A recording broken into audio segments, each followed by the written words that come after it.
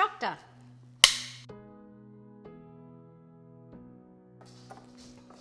I'm making chokhta, which is a Kashmiri roast lamb, but not as you know it. It's not the roast lamb that you put in the oven and roast.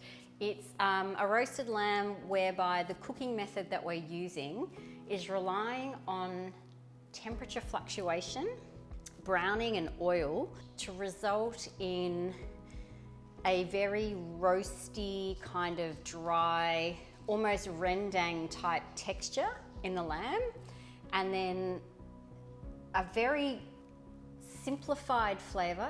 There's literally 4 to 5 spices in this dish as opposed to the normal 10 to 12. And the flavour comes through the control of heat. I'm going to show you what that looks like and what I mean by that. It's a little hard to take in orally. So the first thing we're going to do is brown the lamb bones. So I've had a shoulder deboned and then the bones cut by the butcher into sort of 2-inch chunks like this. And I'm going to brown these off first without any seasoning, like a 180-degree oven. And then while that's roasting, I'm going to just chop that lamb into chunks. So pretty much like always, if you watch me with any regularity, I don't really cut a whole lot of the fat off. This is 900 grams of lamb. So that's what I'm spicing to. Largish pieces, around 2-inch by 2-inch. So meat in. So literally what we're dealing with when it comes to spice is salt, asafoetida or hing, ginger, and chilli. That's it. We have a salt, a warm spice, a hot spice. So there's no earthiness in here from cumin, fennel seed. There's no sweetness in fennel or in sugar, or there's not acidity either from sumac or amchur or garlic. It's very, very pared back spicing. So come on over. So we're going to go into high heat. We need water and oil as a concession to my own kind of flavour obsession. It just asks for a vegetable oil, but I mix it up. So it's 1.5 cups of water and then 1/2 cup of oil. So I'm going to use like 1/4 cup of vegetable oil. That's probably not quite enough. And then 1/4 cup of mustard oil. So oil and water, which doesn't sound particularly delicious. It's definitely no ghee and yogurt. And then the spice all goes in at this point as well. So it's salt to taste. So I'm going to use a teaspoon and a little bit. A heaped teaspoon of ginger.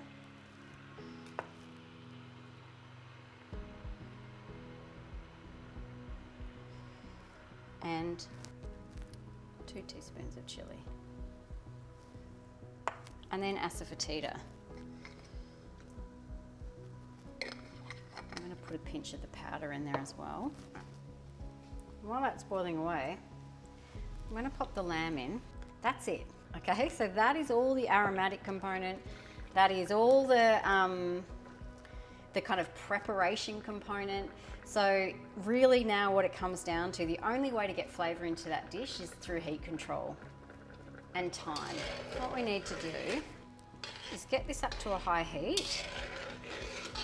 We want the meat to essentially come to a boil, and then I'm going to cover it. Now, if you know spice at all, what you will understand is that there is no real prettiness in this combination.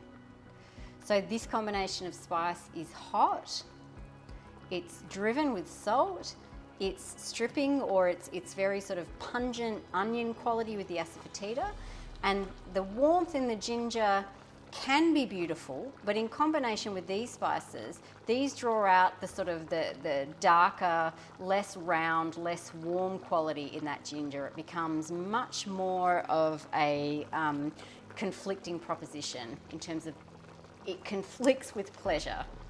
Where the sweetness is going to come from is the lamb itself and the lamb bone. So it's very important to use a quality of lamb that you're happy with the flavour and that has beautiful fat. And with the bones, that this roasting of the bone process is going to also caramelise and sweeten. And so putting that into the pan is going to contribute back some beauty. And beauty is a really fundamental element of enjoying food. There has to be beautiful flavour in there.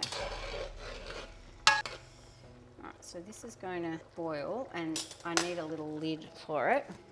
Now it's not a set and forget dish, so because it's oil and water and meat, I do have to keep an eye on it, and you do want to stir it every now and again. You know, lift the lid, have a look, stir it so that it's not going to stick.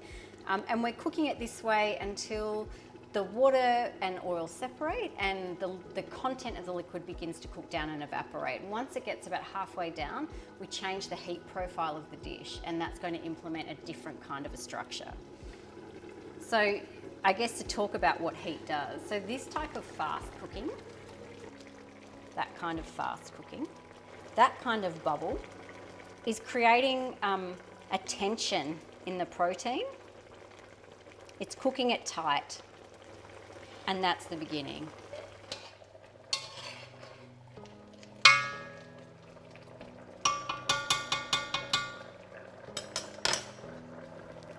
I've been browning the lamb bones in the oven. They've been in there around 25 minutes and they are good to go. So I'm going to pull those out. Ooh. Hot tray. All right, so they're just going to rest there. You can see some nice browning, but not too overdone. You can see with this dish that it's getting to a point where the meat's starting to toughen. You see that? And this is the point where we want to start playing with heat fluctuation. Because at this point, if you were to keep just blasting the meat on high heat with the oil like this, it's going to keep that tension and make it so tense that it actually, the flavour inside the meat, so that the spice we've used, the seasoning we've used, tightens inside the protein. So when the meat tightens too much, the spice and the aromatic quality that's in the pan tightens inside the protein, and it's actually inaccessible. It becomes really difficult for the palate to access that flavour because it's trapped too tightly inside, and that's why we want the lamb to relax a little bit. So it's fine to tighten it up in the beginning. That's part of the dish's character. But what we're going to do here, now that it's cooked down a little, is just keep the lid off so I can see what's happening. Cook it a little further and then turn the heat down. It's a bit of a game. There's a little bit of back and forth with it. What I'm looking for is a retention of bubble, which tells me that the liquid is evaporating, so the browning process is going to continue. But for the tension in the liquid, so the tempo of the boil, to slow a little bit. Because the tempo of the boil tells you quite a lot about how that's translating into the meat, how that heat is translating into the meat, whether it's driving very hard and the meat's becoming very tense, whether it's allowing the meat sort of browning and cooking, but in a way that's not as tightening on the protein itself. And in this way, what we're doing, when I was talking before about so few aromatic contributions, but such an interesting end result in terms of flavour, like it's so roasty and meaty and dry, but also textural, that this heat process is building different types of spice structure.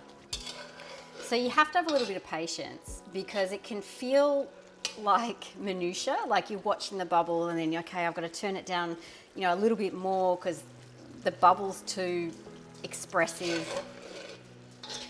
But this part of it is where the touch comes in. So, okay, let's have a taste of it. Oh, it's so delicious. I don't know how this food does it. Like, It blows my mind. I make it all the time. Just the ability to know how to construct spice and use heat and produce. I mean, obviously it's a culture that's thousands of years old and you can taste it in the food. It's really magical. But what you can see is, if you pay attention, you can see that actually by reducing the heat, see how the meat's relaxed just a little bit. So earlier it had got quite tight and was starting to curl up. And now with the reduction in the heat, it's actually softening. There's no yogurt, there's no whey, there's nothing pretty. And because this is on a lower heat, it takes longer. And that's just part of it.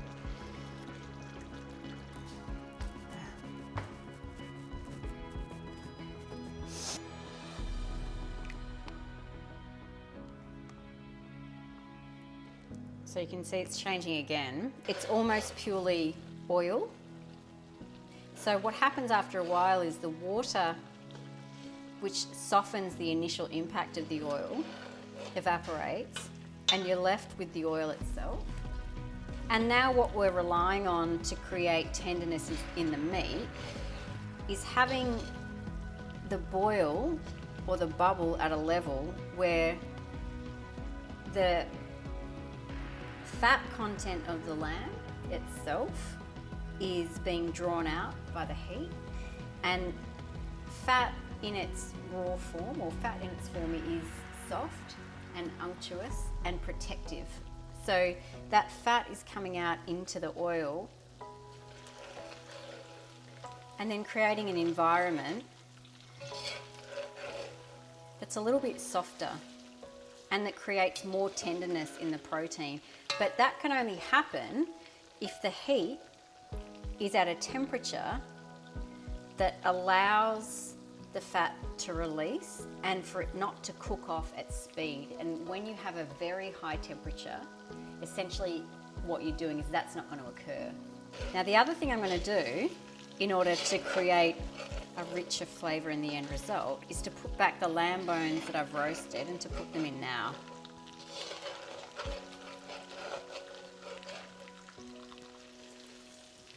So I'm putting them in now because the oil's getting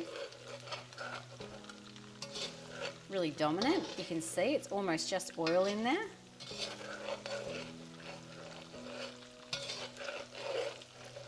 And I don't want the meat to fry, I want it to roast.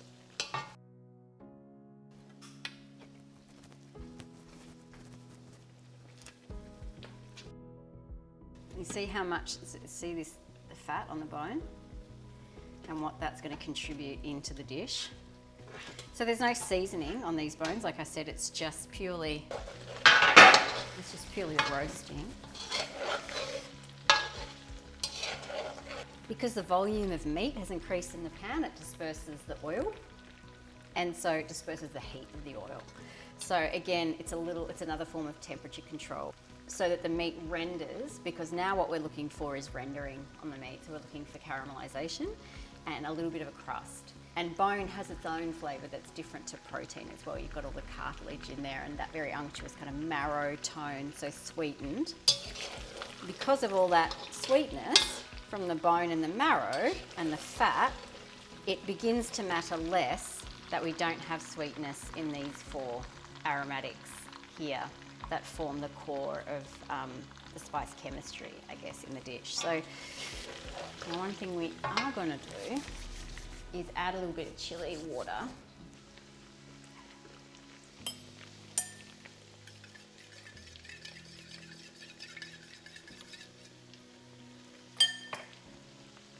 And you'll see what it does to the dish.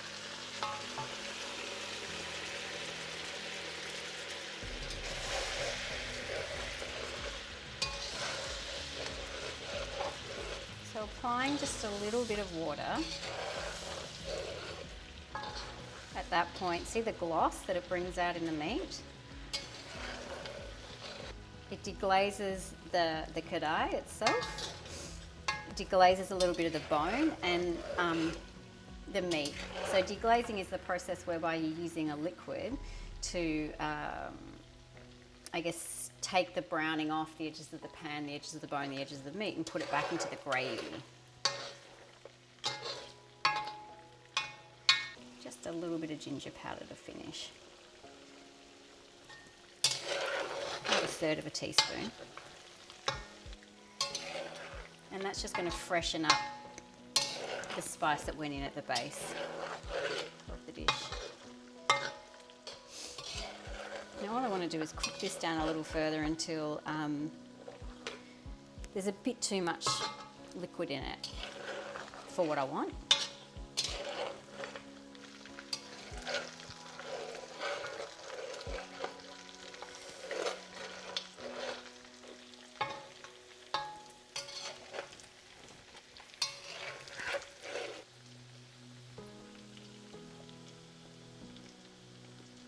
Oh my God.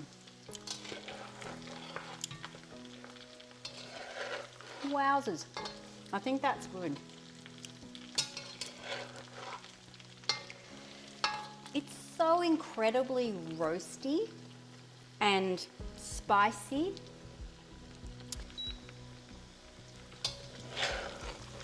The secret of this dish is that through the technique and the minimal use of spice, what you're really getting is this incredible experience of lamb, actually. So in a lot of Indian dishes, like in a Rogan Josh or a, maybe chicken or even that lamb and peas that I make with regularity,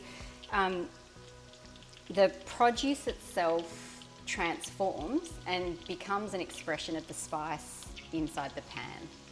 And that's the goal for lots of, most of the time when you're cooking with spices, is that the spice is the primary and the produce is secondary. So the produce is the vehicle for spice expression. But with this, it's that we've used minimal spicing and very involved heat technique to result in a dish that tastes like roasted lamb, like the most delicious caramelized, roasty, toasty, bony expression of lamb or of mutton. And it's exquisite. Like, it's just pure meaty, umami, roasty goodness. Very simple flavour, executed with incredibly simple spicing by paying really acute attention to application of heat throughout the process. So, Chokhta. You need to try it. You need to try making it. It's amazing. Kashmiri roast lamb.